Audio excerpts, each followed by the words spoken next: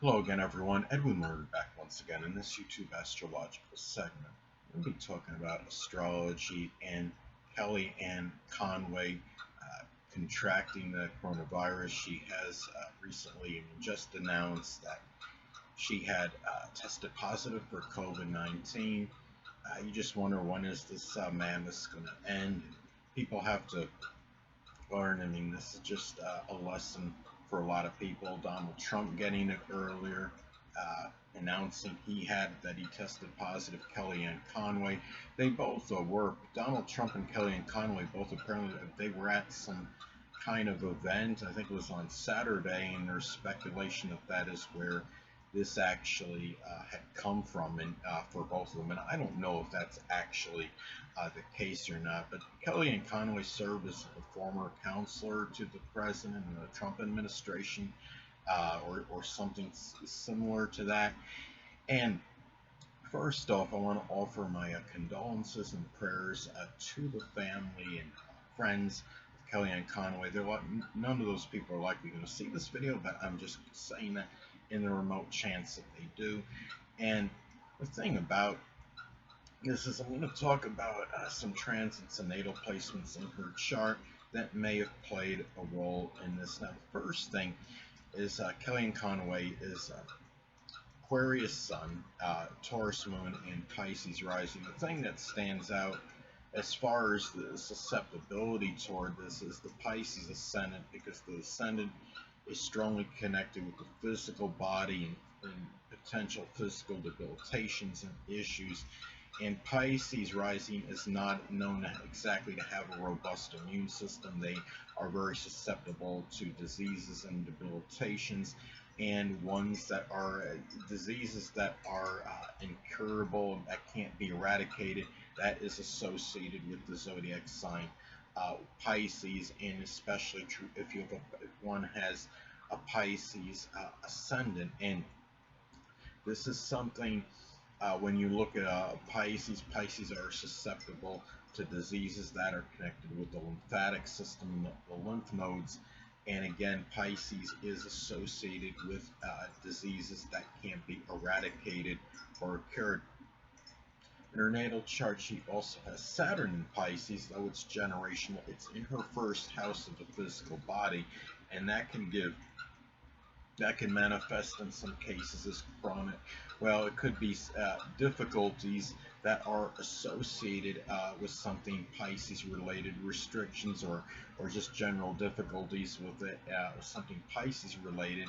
And in this case, perhaps it's manifesting in those issues with the disease, contracting a disease that can't be cured or eradicated. But she also has transit Neptune in the first house of the physical body, and even Neptune transiting one's first house by itself can cause some dissipation, dissolving of the physical health, but also some issues to the physical body that could be Neptune related. And this is also giving greater propensity for problems that can be associated with diseases, which Neptune is associated with diseases, Pisces associated with ones that, again, that can't be cured or eradicated. And it's transiting her first house of the physical body, and she also has transit Chiron in the first house as well, Chiron and Aries. And it tells me that she may be experiencing some issues like with fever and headaches, and I believe that can be associated with the coronavirus.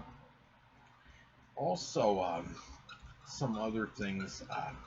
So I've seen her chart now. She also has um, the North transit. Uranus is not far from the North Node in Taurus, and when you're having a transit that involves the North Node, it can manifest in issues one may have to confront or address. And Uranus is just very unpredictable, shocking energy. And it could be something that it might be associated with the throat or the neck. I mean, she may be getting some symptoms like a sore throat or just some body aches in the neck area. Symptoms, side effects that are associated with COVID-19, the coronavirus, can be aches in general, and I don't think that would exclude the throat and neck area, and also that this could manifest in some issues with coughing as well. And some other things I've noticed in her chart that her sixth house cusp of health is at a critical degree at 29 degrees. 29 degrees in astrology can be a crisis degree, and the ruler of that is the moon in Taurus, and moon in Taurus by itself can manifest in some issues that are associated with the throat or with coughing, neck issues. The sixth house at 29 degrees Cancer, that could be about some issues that could be connected with the chest or breast area. Now, persistent pain in one's chest can be a symptom that could be associated with this, I believe, or just some kind of pain in the chest in general. She also has Jupiter in Cancer natally, and it is conjunct her sixth house cusp, though it is located in her fifth house cusp. Now, Jupiter can enlarge and exacerbate issues. If Jupiter, depending on the sign that it's in. I have Jupiter in Libra in my natal chart, and I have had some major lower back issues, and it's also in my sixth house of health. Had some major lower back issues. I've had some kidney issues, but also in conjunction my ascendant. And Jupiter, this is something to it. Also opposes her sun. That is at 29 degrees of Capricorn. And in the sun in the sun at 29 degrees, the 29th degree is a critical degree. It's an anaretic degree in astrology. The sun is about our life, our physical. It could be about the physical body. Now, the ascendant is what dominates the appearance in the physical body, but the sun can still play a role in that, and she has it at 29 degrees in Capricorn, which tells me there can be some critical issues with the physical body that could be Capricorn related, such as something with the knees, the bones, the joints, the hamstrings, and she also has Jupiter opposing it. When you have Jupiter making an adverse aspect to your sun in your natal chart, that can give Jupiterian issues as well, such as something with the liver or the thighs or the hips, and she has it in Cancer. So this could be, it's something that could be critical for her. But anyway, it's really not much more for me to say as far as natal placements and transits that may be tied in to her, as far as her getting the coronavirus. Now, she also has three planets in the 12th house of limitations and restrictions. She has the Sun, Mercury, and Venus in that 12th house. Now, that can manifest in issues and limitations that are associated with the signs and the planets and the signs. The Sun is about our vitality. It's in the thing is our vitality, our energy, physical related issues, and the fact that she has the Sun at 29 degrees Capricorn and it's in the house of limitations and restrictions can be difficult, and it tells me that there can be very strong vitality, energy related issues. And the fact she has Pisces rising, Pisces ascendant, is not known for an abundance of physical energy and vitality, and it tends to be more physically lethargic. They're not known for a surfeit of energy. I would say the zodiac signs Pisces and Cancer are the ones that have the weakest constitution on average, as their immune systems are very low, are very weak, And also as far as the energy level, remember Pisces, the zodiac sign Pisces ruled by Neptune, which is sleep, which is dissolving, dissipation. It can be about lethargy. Uh, Pisces is not, again, not known, not to be overly redundant, but not known to have the abundance of energy and of vitality. Now she has, her Mars is in Libra at a critical degree at 22 degrees, and transit Neptune in Pisces is making a long inconjunct aspect to it. And when you have transit Neptune, whether it's adversarial, but it's making a square opposition, even an inconjunct. An inconjunct can be about adjustments and health-related issues. The transit Neptune making an inconjunct to Mars can be about some kind of, obviously it can be an indicator as far as something, in this case with the coronavirus, because Neptune again is about diseases, and Pisces are about ones that can't be eradicated or cured. And again, the fact that it's an inconjunct aspect to Mars in Libra can be about, can be something health related.